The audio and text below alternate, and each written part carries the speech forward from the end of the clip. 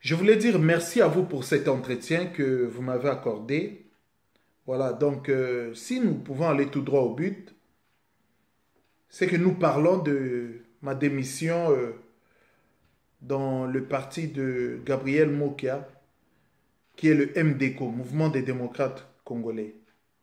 Mais avant de toucher à ce point, j'aimerais dire quelque chose sur le Congo. Vous savez, c'est que nous combattons quoi? Nous combattons les antivaleurs. Nous combattons le manque d'éducation. Nous combattons le manque de structure dans la société congolaise dans son ensemble. C'est ça ce que nous combattons. Vous savez, aujourd'hui, le peuple congolais est un peuple qui a connu beaucoup de phénomènes. Et ces phénomènes-là sont souvent traduits par l'impolitesse, par la distraction, par le manque de coordination qui peut pousser certains à s'engager sur le chemin de la formation, le chemin du développement. C'est ce qui manque dans la société congolaise. Alors aujourd'hui, nous avons une société congolaise qui est complètement perdue. Complètement perdue, pourquoi? Parce que nos parents d'abord ont espéré, après l'indépendance, vivre dans un monde nouveau.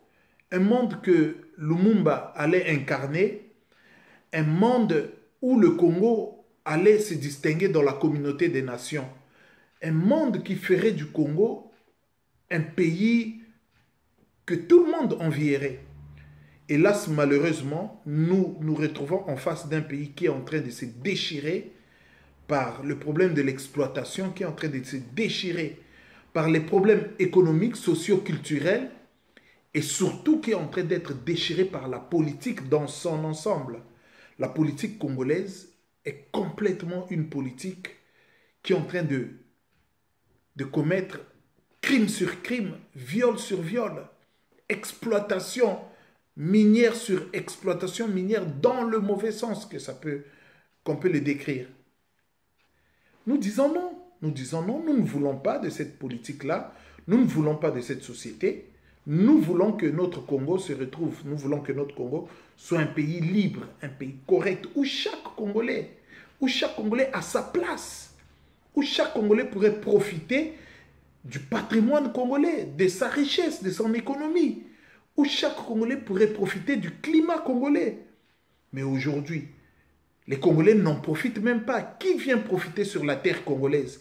Qui vient profiter dans le Congo? À majorité, le Rwanda. Qui vient profiter sur le Congo? Les étrangers. Mais la question est de savoir aussi qui est prêt et apte à combattre pour les Congolais. Aujourd'hui, il y a une opposition au Congo. Il y a le mouvement des combattants. Il y a les gens qui tapent les poings sur la table, qui sont souvent anonymes et qui se disent non, nous voulons un changement dans notre pays. Nous voulons un changement pour le Congo. Alors, la société congolaise mise sur les gens qui sont capables d'emmener ce changement au Congo. Certains misent sur l'opposition, certains misent sur la diaspora et certains misent sur l'ensemble de la classe congolaise qui revendique le changement. Aujourd'hui au Congo, toute personne qui pourra dire Kabila dégage est le bienvenu dans la politique. Toute personne qui pourrait dire Kabila, on ne te veut pas, est le bienvenu. Et je ne vous dirai même pas le nombre d'adhésions que ces gens animés de cette manie courageuse peuvent enrôler derrière eux. Je pense que l'essentiel n'est pas de dire Kabila dégage. L'essentiel est d'avoir un projet politique pour le Congo de demain. Quel sera le Congo de demain? Voilà. Moi, je fus un membre du MDCO, Mouvement des démocrates congolais. Lorsque j'ai vu Gabriel Mokia, lorsque j'ai vu son courage à parler, je me suis dit que cette personne était celui qui pouvait incarner le leadership de la classe des Congolais qui tapent les poings sur la table comme moi, qui disent non. Pourquoi? L'avantage, c'est qu'il est directement au Congo, il affronte directement le pouvoir en place. Et ça, c'était un atout. Voilà, c'est ce qui m'a poussé à adhérer le mouvement des démocrates congolais qu'il avait créé et qu'il assumait le rôle du président. Mais le problème n'est pas de crier Kabila dégage. Le problème est d'avoir un projet politique. Le problème est d'avoir une vision sur le Congo. Quelle est la vision que nous pouvons avoir sur le Congo, qui est notre pays? Nous voulons que demain le Congo soit un pays où on trouvera des gens qui vivent avec toute la démocratie possible, qui vivent avec le respect de l'autre, qui vivent avec le respect des lois, qui vivent avec le droit. Et qui peut incarner ce respect-là? Ce sont les gens qui sont dans la politique, qui aujourd'hui sont en train de dire Kabila n'incarne pas la vraie politique au Congo. Ce sont les gens qui disent nous ne voulons pas de Kabila. Pourquoi? Parce que Kabila a emmené un système qui est basé sur le crime, qui est basé sur l'exploitation des richesses du Congo. Et nous présentons aux Congolais cette personne-là, la personne de Kabila, que nous diabolisons. Mais si nous présentons aux Congolais cette personne que nous disons qui est le mal du Congo, c'est que nous-mêmes, nous devons être l'exemple. Alors, les propos tenus par M. Gabriel Mokia ont été d'une intensité tribale inacceptable.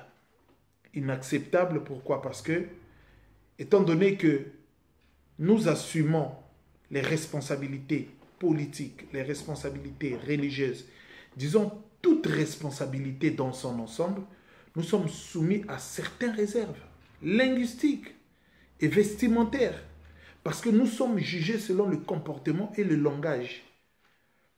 Un leader politique ne peut pas tenir des propos à caractère tribaliste.